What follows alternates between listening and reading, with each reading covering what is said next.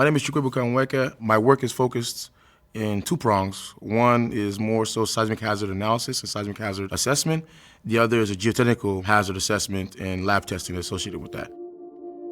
The day the fire started, I was actually on my way to Santa Monica to go to the hospital to get some medicine for myself and my kids. As I got to Santa Monica, the Palisades fire was at 2 acres. When I was leaving Santa Monica, Palisades fire was at 200 acres.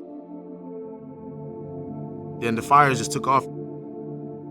I know people that lost houses that first day, going to work and coming back home and not realizing how different your life can be within a couple of hours. And you don't take that for granted. Fires take away a few things. It takes away vegetation.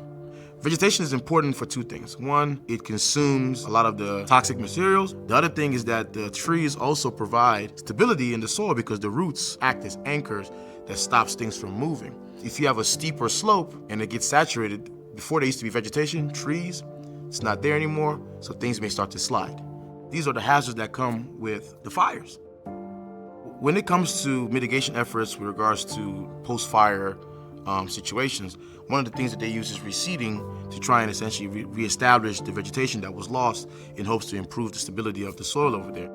You don't want to place plants that may eventually become more fire hazard, more shrubbery. You want to place things that maybe can retain more water, more native to the area. There's a mixture of things you have to consider when you take on these mitigations.